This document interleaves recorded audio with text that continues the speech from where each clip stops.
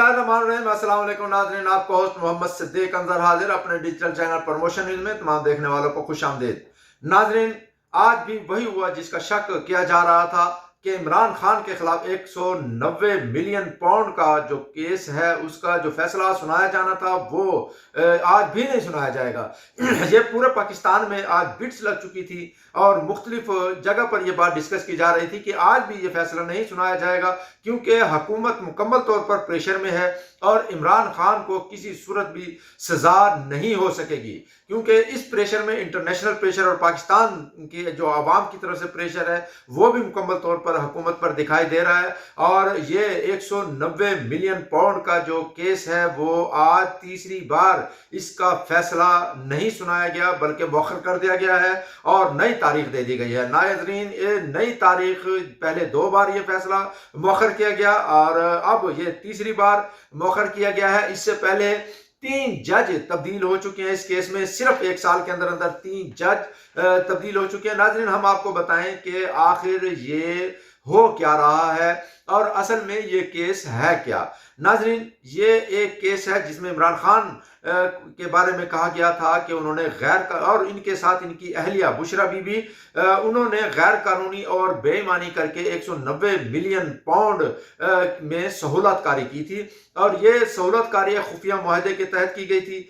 जिसमें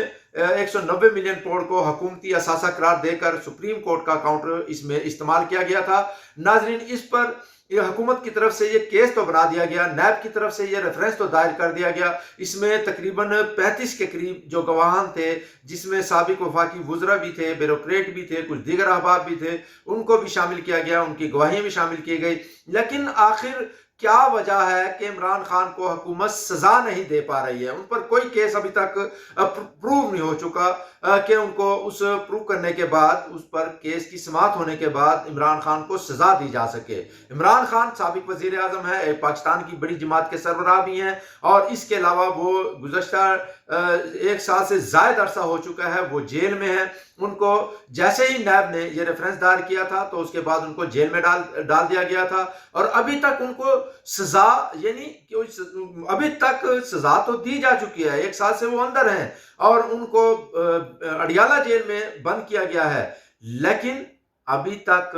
उनके खिलाफ कोई केस साबित नहीं हो चुका जिसकी बिना पर उनको जेल में डाला जाए। बहरहाल एक है प्रेशर, जैसा कि गुज़श्ता दिनों अमेरिका की तरफ से, अमेरिकी कांग्रेस की तरफ से 85% जो सेनेटर्स थे अमेरिकी कांग्रेस से, उन्होंने बाकायदा एक करारदाद पास की थी और पाकिस्तान भी भेजी थी कि इमरान खान को रिहा किया जाए। इसके अलावा मुख्तलिफ हुक्मरानों की तरफ से भी और अमेरिकी डोनाल्ड ट्रंप की तरफ से भी कहा यह जा रहा है कि उनके जो करीबी एहलकार हैं वो इमरान खान की रिहाई चाहते हैं, लेकिन इमरान खान रिहा नहीं हो रहे हैं। क्यों नहीं हो रहे हैं, इस हवाले से भी पाकिस्तान में मुख्तलिफ पेशन गोइयां की जा रही हैं। बहरहाल हम इस वक्त अपने इस टॉपिक पर रहेंगे कि 190 बिलियन पाउंड का जो केस था, ये असल में एक जो शहजादी है, जो जिनका पूरा नाम फरहत शहजादी है, गोगी के नाम से ये मशहूर हैं, बुशरा बीबी की बड़ी करीबी सहेली रही हैं। ये 240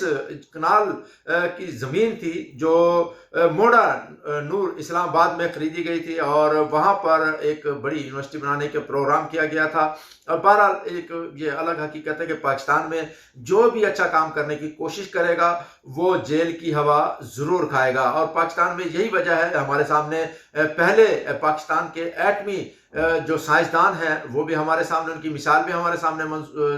है कि वो उनको हाउस अरेस्ट कर दिया गया और वो हाउस अरेस्ट की उम्र में ही जेल में, यानी उनको घर को जेल करार दे दिया गया था, वहीं पर उनकी मौत हुई। पाकिस्तान के हीरो नहीं बल्कि वो आलम इस्लाम के हीरो थे, उनके साथ जो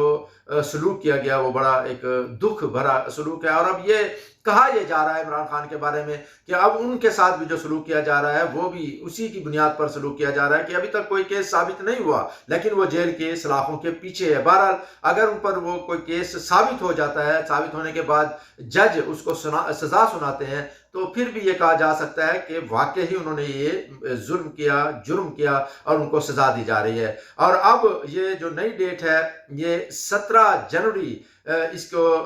कर दी गई है कि 17 जनवरी को अब ये इस केस 190 बिलियन पाउंड पर केस का फैसला सुना जाएगा। नाजरीन, इसके साथ साथ जो सबसे बड़ी बात है कि